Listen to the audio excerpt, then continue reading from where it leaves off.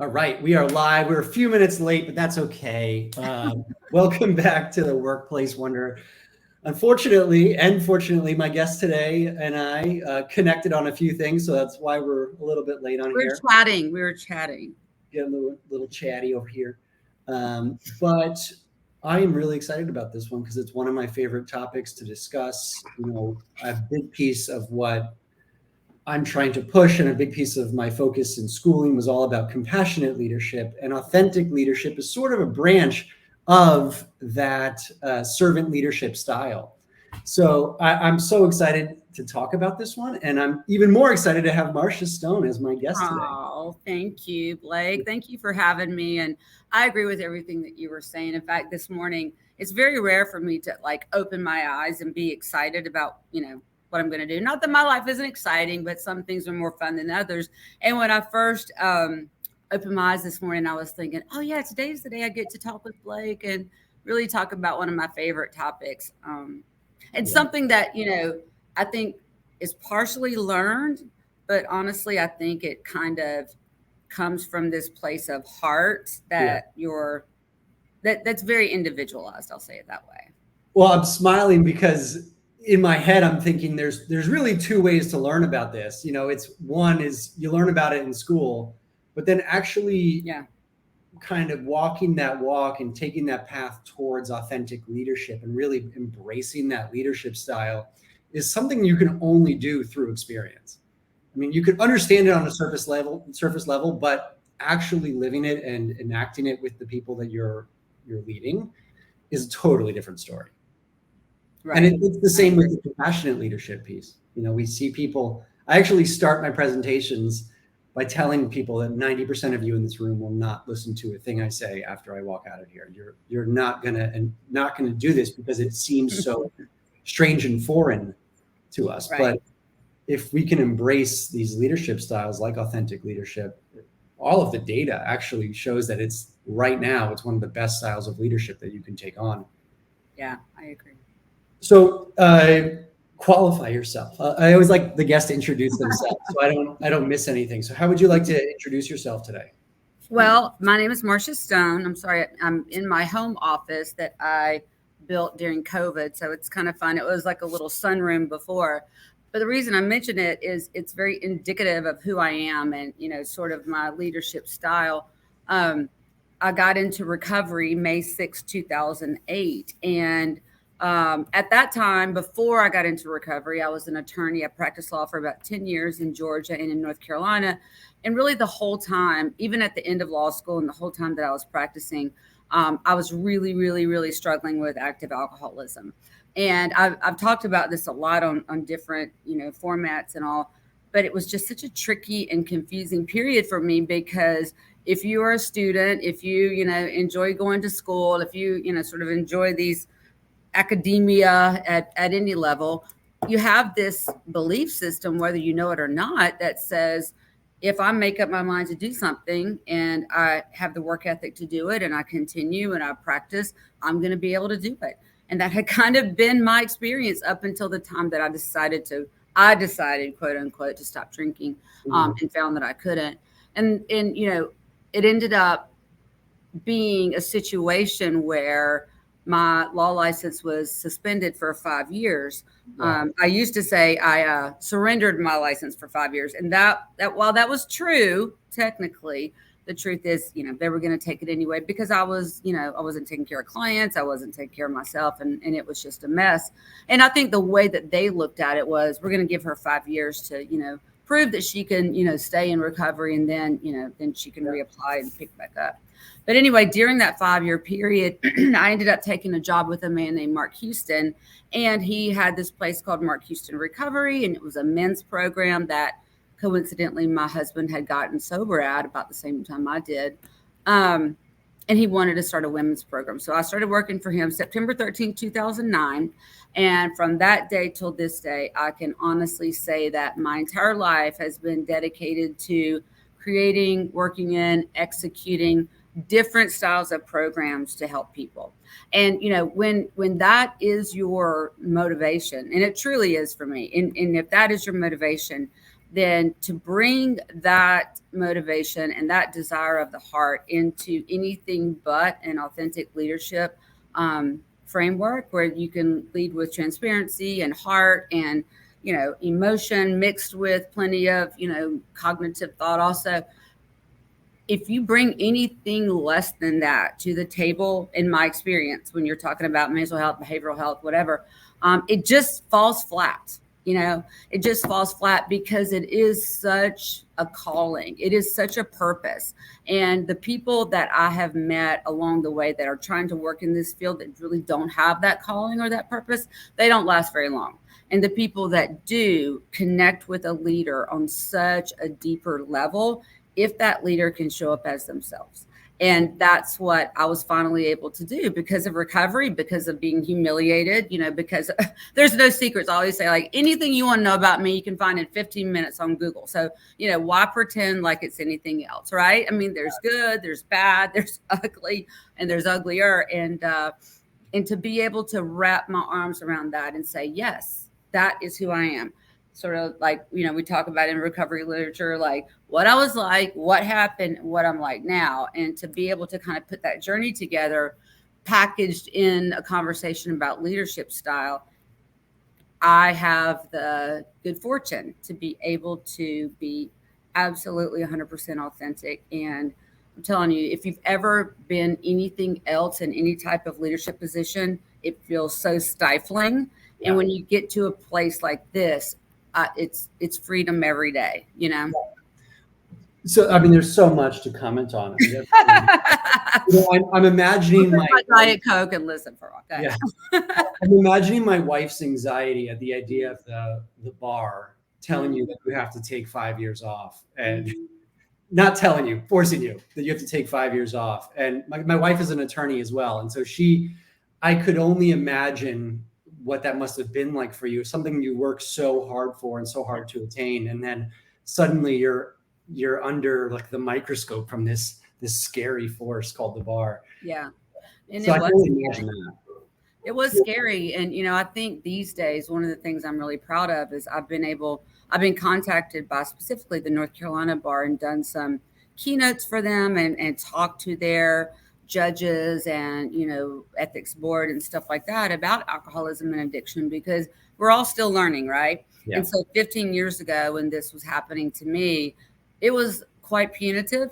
I think at that point in time, the literature and the research had not really sort of caught up about this disease model, and all the shame and all the regret that I felt was kind of mirrored, from them at the time, and not blaming them. It was just the time that it was. Yeah. And it just was really, really hard. And to comment, about your wife, like ask her the question, what are you trained and prepared to do other than be an attorney? And if she's like I am, it's like this blank space, like, I don't have any plumbing skills. Like, what the hell am I going to do?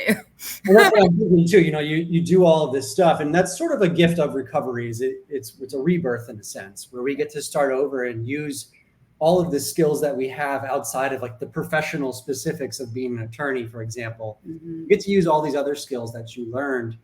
And I always think that going through an addiction issue or whatever, any type of addiction really, or use disorder, you sort of become trained in a really tough way to be able to live life beautifully. It's like, I always look at addiction as almost like a training ground for success, but we're using our powers for bad. Yeah. Once we can turn those powers towards good and we start really focusing on a more altruistic mission, we can achieve pretty amazing things. No, I agree with that. I mean, and anyone who wants to have a conversation with me about, people with alcoholism just need more willpower, let's sit down and talk through that.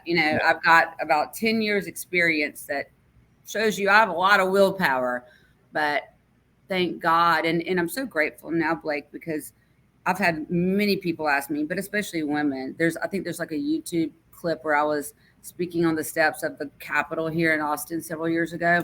And I was saying from the steps, I'm Marsha Stone. I'm a person in long-term recovery. I'm an alcoholic.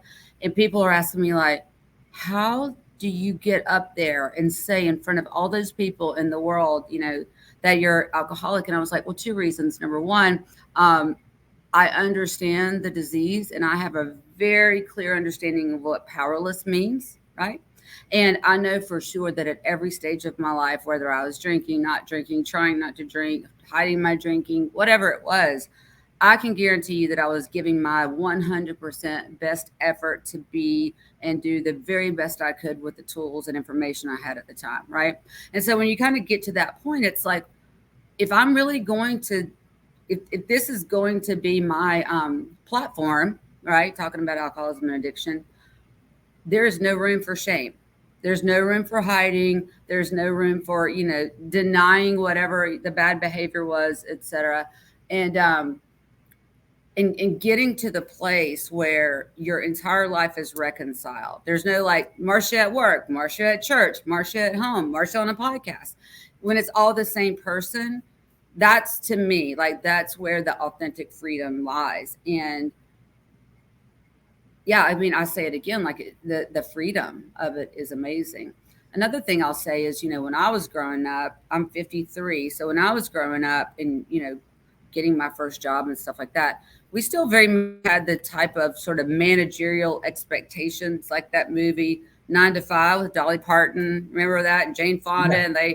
and the boss is like this misogynist. They end up like hog tying him and all this funny stuff.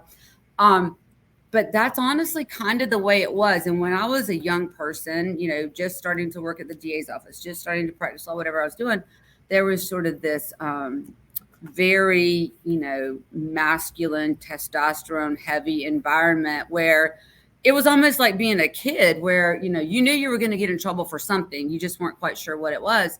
And to go from, learning that and, combined with law school and all the, hellacious experiences getting through that I'm very grateful for today, but were really hard, to have that as sort of your framework and your frame of reference. And then to come into the place where I am today with my own leadership and management styles, like it is a rebirth. It's like you said, I mean, it's a full blown transformation from what I was told it needed to look like to what I want it to look like and what I know is the most productive way to be.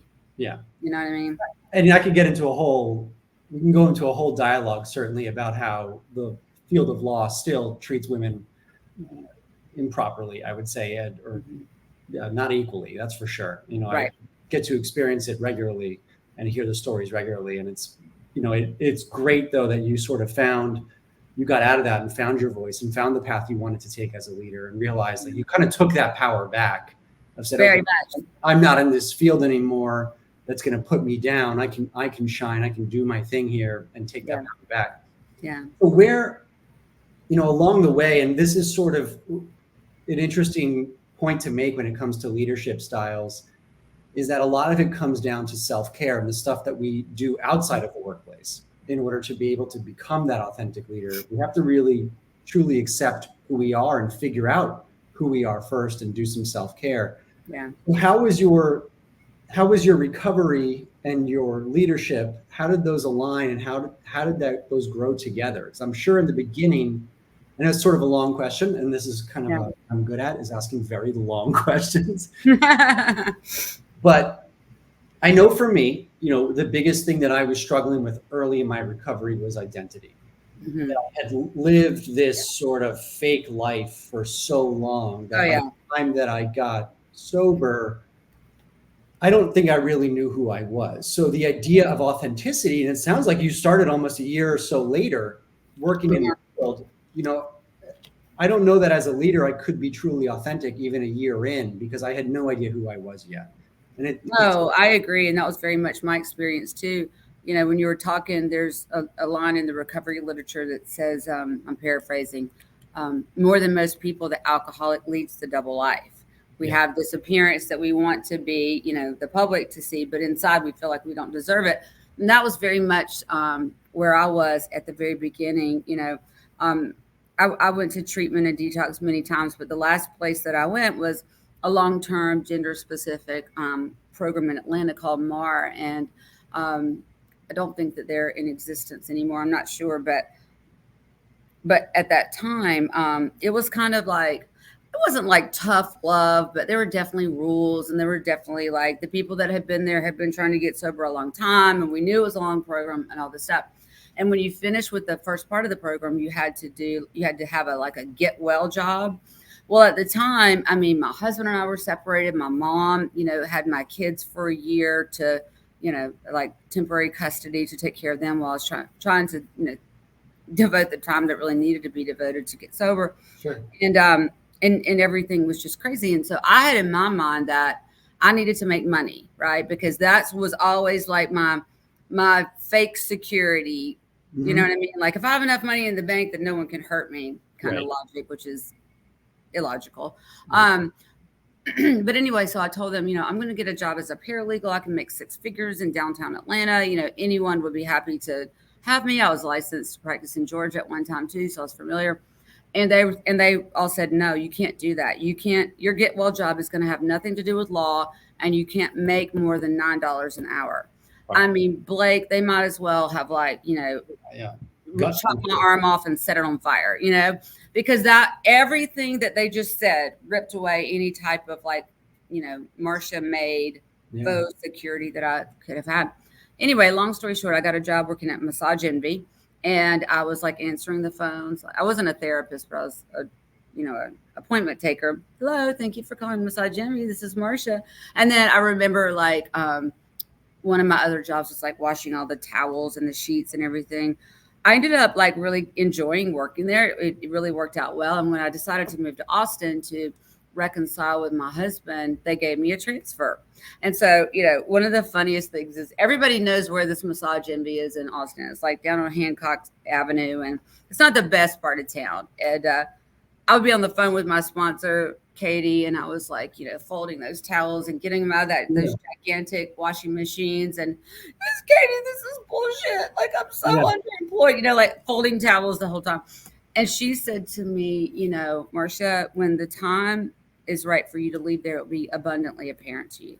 And I'm telling you, Blake, not 2 weeks later, I got a call or text message actually from Mark and asked me to come start a women's program with him. And I honestly thought at that time, I'll do this for a few years and then I'll get my license back and then life will resume. I had no idea. Like I had not even been working there 3 months and I'd fallen in love with helping people. And everything just started to kind of come together, like I'm a good presenter because I was a trained litigator, all these things that I was so mad at God for. Like, why did you even make me go through law school if I wasn't going to be able to use it? But what I found out is like I can use those skill sets for lots of different ways to be helpful. Mark ended up passing away 6 months almost to the day that I started working for him. And it was sudden and completely unexpected. And I ended up through a series of years and events being able to buy that program and expand it and into what is now or was now known as BRC Healthcare. And so that was, in 4 sentences, I just told of a 15-year journey. But the point I wanted to make was, I was like a baby in recovery. Yeah. I was a baby in business too. I'd never owned a business before. I didn't know what I was doing. But Amanda and I had this conversation one time. People ask me all the time, like, Marsha, how did you build it so big and it's so amazing and all this stuff? And my answer is always this, and this, like what I'm going to say. I made principled decisions one at a time, one after the other for a very long period of time. And when I sort of like dial it down like that, it's that old thing like, how do you eat an elephant? One bite at a time, right? Right. There's no like quick course. You're going to make mistakes. You're going to have egg on your face. You're going to say something in an employee staff meeting that, was hurtful to someone else. You're going to have to clean that up. And, as my recovery grew, this business grew. And so, there was just so much congruency to that. And the longer I was sober and the more grounded and in heart self I could be, the better leader I was, the more creative I was, the better, supporter. Because part of being a leader for me is not necessarily like, having the plan or telling people what to do. Part of being a leader for me is noticing what's going on with people and coming in behind on a personal basis to address, support, talk through all these things. And I think it's important to make that distinction because, again, a lot of what I was raised with and sort of, business 1985 style was, this sort of, you work for the manager, right? And Right. now, and what I created just really organically because it felt good to me and it was how I would want to be treated, it's like, how do we work together? And just thinking of things in terms of we terms, because God knows you can't do it all by yourself, right? And so, the faster that you can admit that, the faster that you can give people public accolades, the faster that you can promote people with remuneration or whatever it is, and to really, look at this entire company and this entire team as the people that you've decided to lock arms with and move forward with whatever the mission is. And that was just a really important distinction for me. And I think the people that worked with me or for me or whatever they want to say for that entire period of time would tell you without a doubt, Marsha softened over time. Marsha became more effective over time. Yeah. Because we're not going to get it right the first time. And we have trauma and we have triggers and, all the things. And that's where, like, as a leader, we have to have grace with ourselves and understand there is never a situation where you can expect perfection from yourself. Mm-hmm. And part of being authentic through your leadership processing is realizing what you don't know, where you've made mistakes, acknowledging those mistakes. That is one of the main parts of authentic leadership is coming forward and saying, hey, listen, I screwed up on that decision. Yeah. I should have asked you first, and I'm really sorry I didn't. Next time, can we do this? Can we try this next time? Addressing those flaws so that you can move forward from them and use them as lessons. Right. I know for me, early in my recovery. Humility. That's the word that I'm thinking of when you're talking. Yeah. What is that? Humility. Having the humility Right. to, Yes. There's no place for ego in leadership. But that's where we're all confused because we're sort of brainwashed, especially as kids. And as we watch movies and TV and we talk to really important people throughout our lives. He's the boss. Yeah, they all seem to have these huge egos and these people that tell everybody what to do and then be in charge. And like it's so funny though, because that's really these days, that's sort of the leadership style that doesn't work, that leads to a lot of turnover, that leads to a lot of productivity loss, that leads to a lot of employee dissatisfaction. Yep. So it's so important to realize that if you're in a leadership role, you're in that role for a reason, but you also have a team for a reason. Right. And the one big fallacy that I've learned over time is that just because you're in a leadership position doesn't mean you should have all the answers. Correct. And that we hire people who are going to have those answers, who have certain expertise, and you can rely on others. Instead of saying, I have the answers, it's let me ask you this question. Right. Exactly. I could not agree more. I couldn't agree more.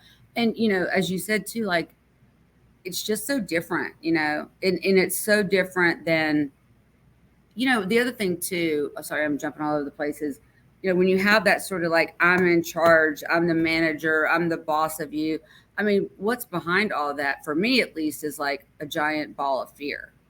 And so when we think about how do we respond as human beings to a fear-based directive versus a, wholehearted, well thought through, intentional suggestion.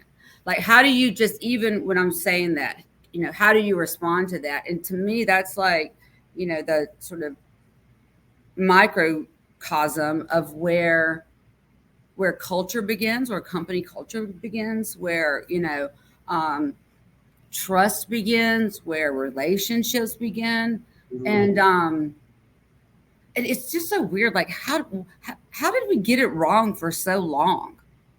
I don't think it was wrong at any point. I think it becomes wrong over time, maybe is the actual better way to say that, is that certain leadership style didn't work in the old days. People had different ideas. They wanted to go to work for 40 years, hold a job, make small raises, and put in their time and effort and hope that they can climb up the ladder. And And now hope they have like a nest egg to live on when they retire. right. And I think now today people are looking more for a sense of purpose, and they're looking to feel like they belong to something greater than themselves, and they're contributing to helping other people, to helping society, to helping to our culture.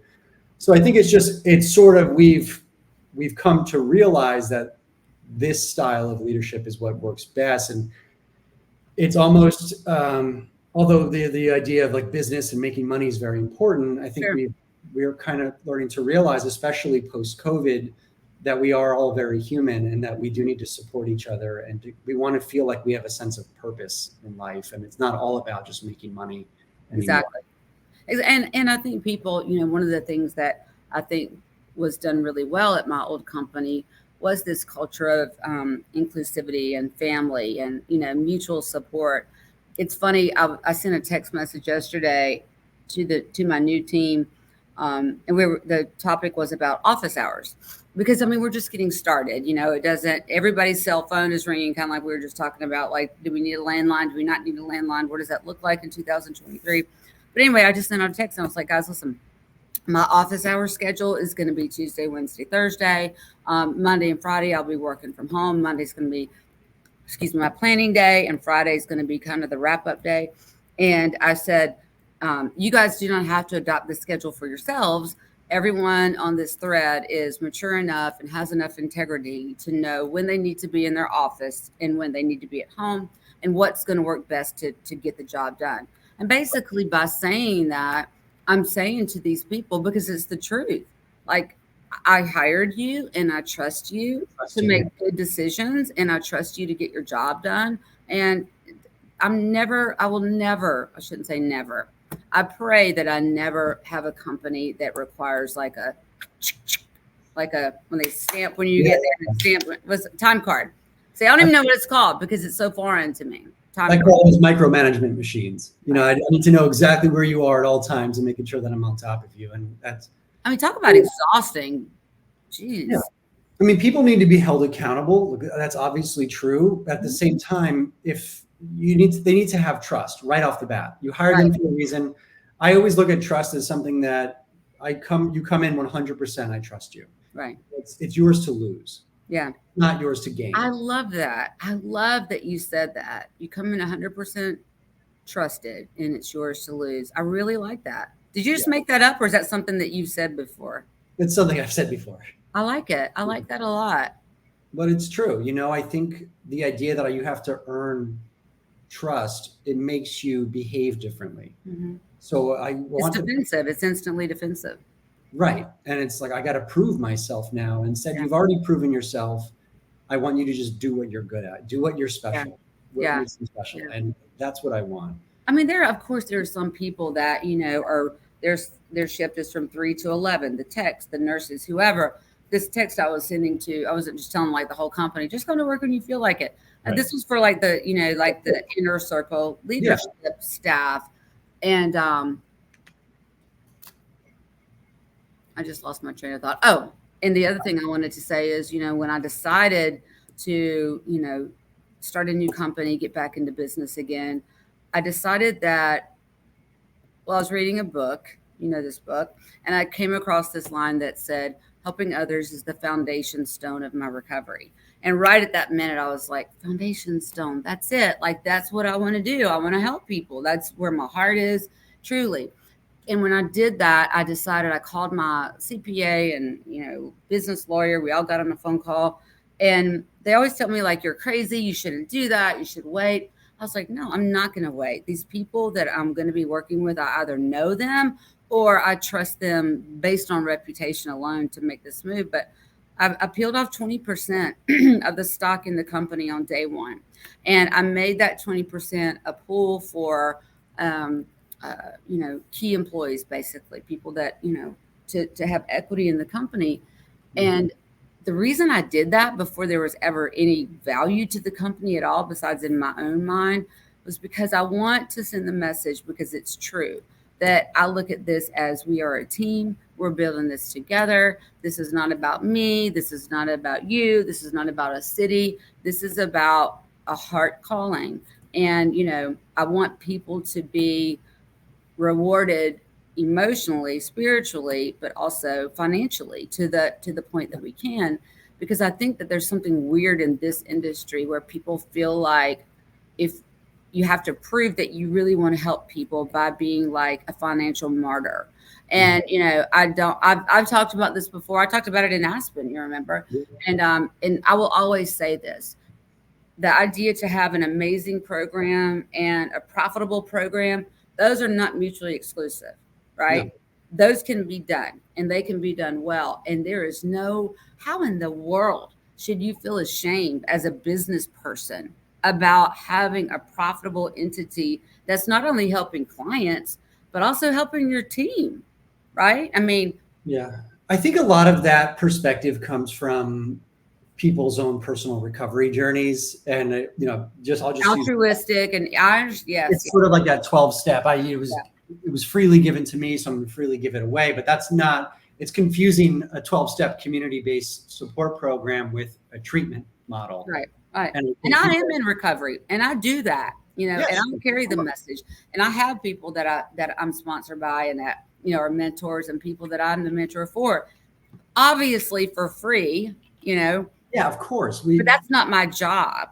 Right. And that's where I think people make a lot of mistakes. And that's what, the compassionate leadership training that we do is mainly for behavioral health programs. Yeah. My dog's barking back there. And because you're going to take some arrows, right? You are. What's that? What's that?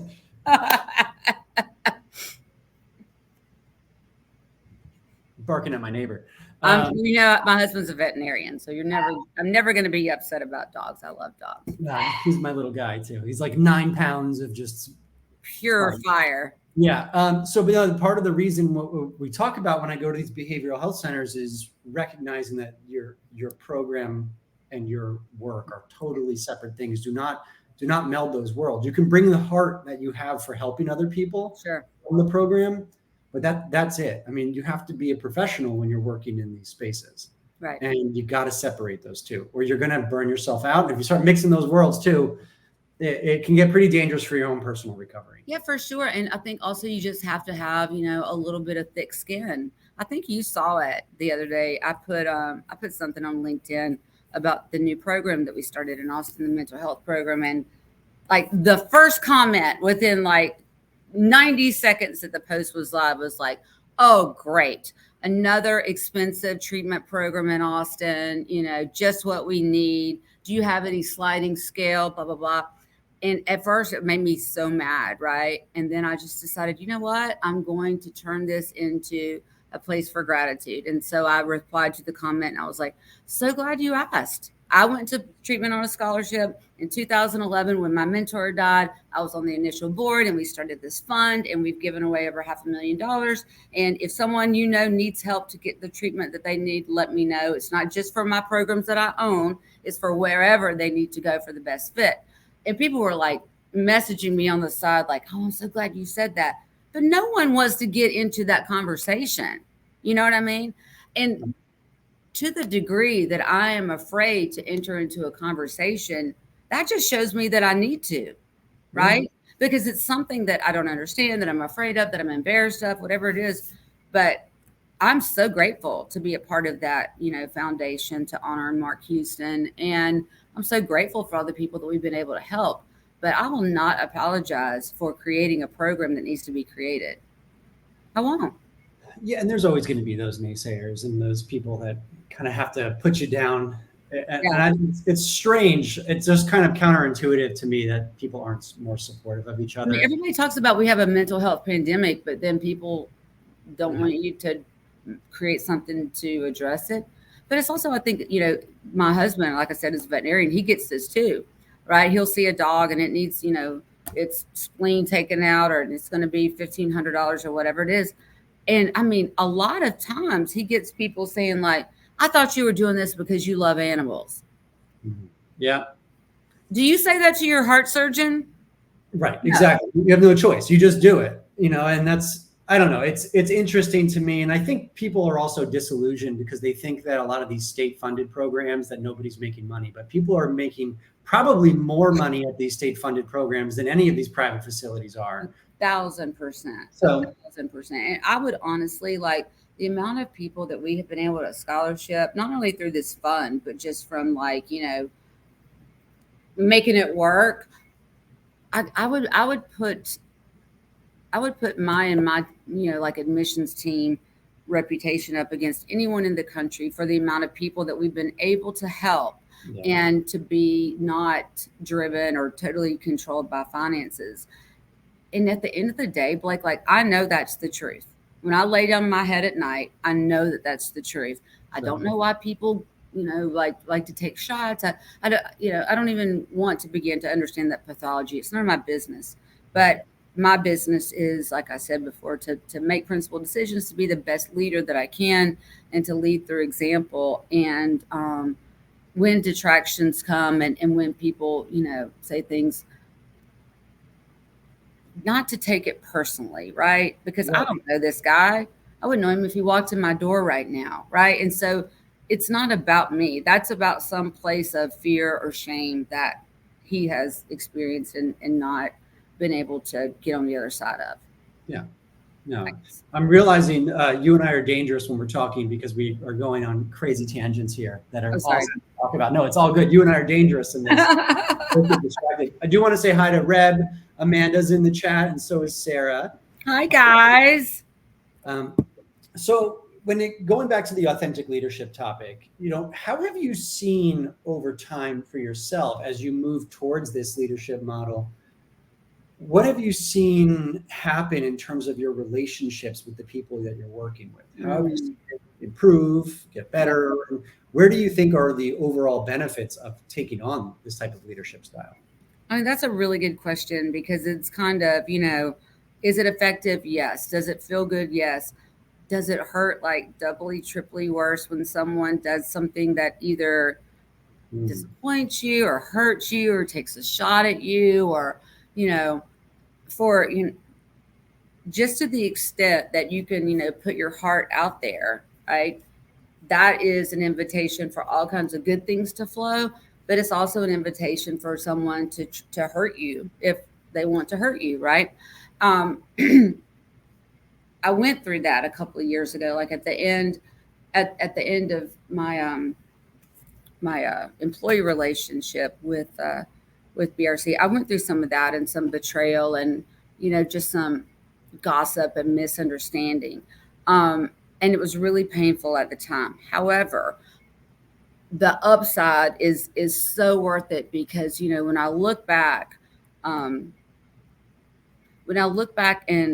I can sort of identify the year or the season where I allowed all my maternal energy to really come forward, that's when things started to change for me. Because I think what I was trying to do at the beginning was, like you said, have all the answers, be, we used to always say, smartest be in the room, have all the strategies, there's no margin for error here. And just, all that kind of like, step on a crack, you're going to break your mama's back, all that kind of stuff. And so that keeps you like really confined, right, within your ability to feel and your ability to be present.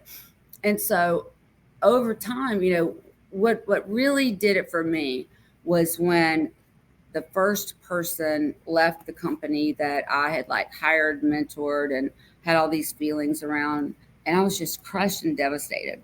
And then like 3 or 4 other people in my leadership team came into my office that day, and they were just kind of, I didn't know this term at the time, but they really were just holding space for me because I was sad, right? And when that happened, I really saw that I can connect with people on whatever level feels comfortable to me and feels comfortable to them. I don't have to follow a prescriptive, what's it called? When you get a movie script, I don't have to follow a script, right? I don't have to have the answers every single time. I don't have to be anyone other than the person that I already am, because people are attracted to that. People want to work with me. And when I began to see that, yes, this one person left, and yes, maybe there was some strife there, but the rest of this team that we've been working together the whole time really mirrored for me what I had been doing for them. Does that make sense? I feel like I'm like not doing a No, great job of explaining this, but at that moment, I really saw all of it kind of come full circle, and it encouraged me to even to lean even further into myself and my own, like I said, maternal energy, softness, um, all does these things.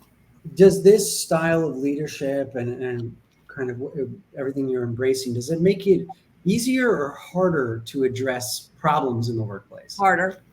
Really? Makes it harder. It makes it harder, and I don't like that type of conflict. I'm definitely more of like a positive motivational thing, a person. And it's interesting because I think that I have sort of, a reputation of being like hard and demanding, and and I am those things, believe me. We just had like this new employee orientation. I was standing up there, welcoming everyone. And I said, I'm sure that you guys have heard things about me if you're coming to work at this new company. And they were all like, nodding, like, yeah.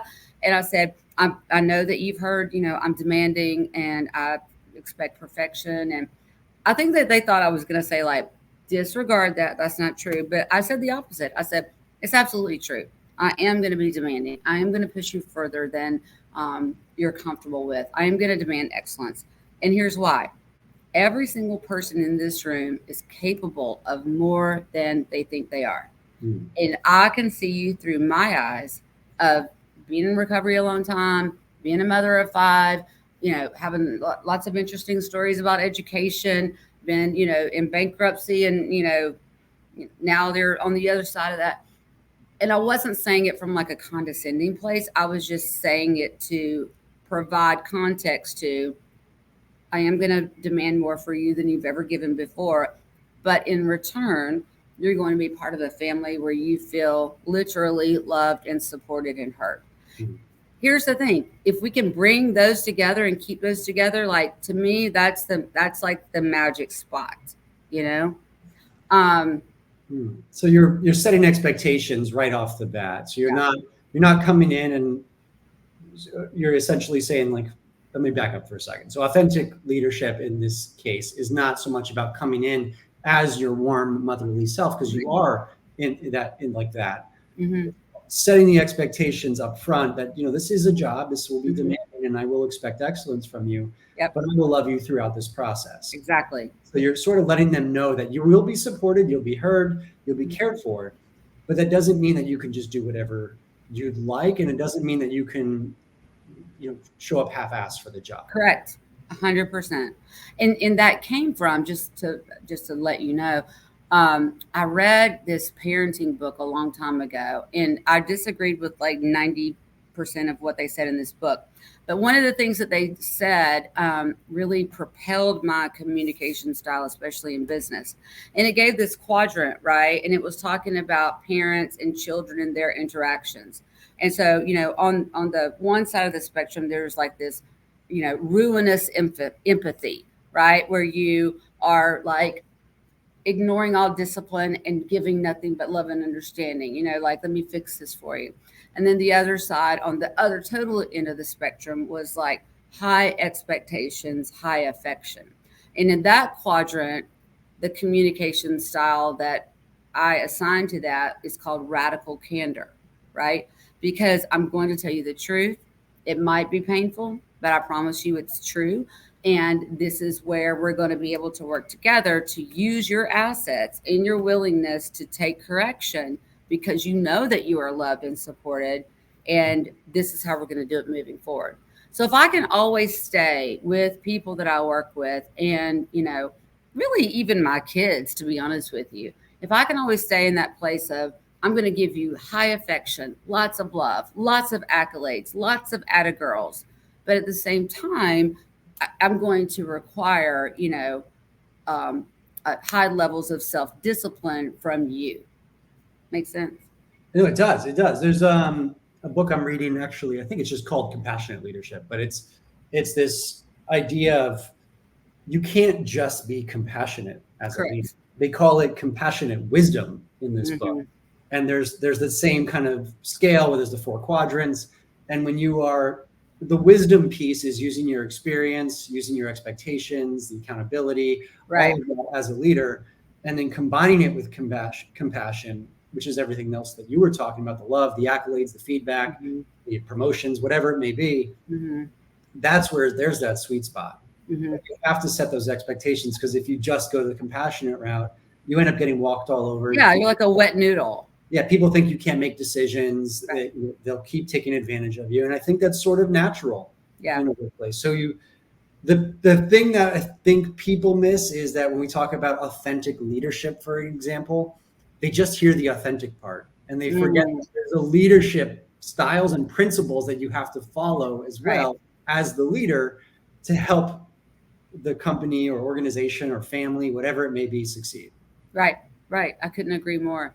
And just to be able to see, like, when you can find that sweet spot, and when you have those relationships with people over, periods of time, just to be able to see, like, not only the efficiency, but the unbelievable productivity. And, nothing makes me happier. I promise you, nothing makes me happier than seeing someone in the workplace be really proud of themselves for the hard work that they did, or the curriculum that they wrote, or the license that they got.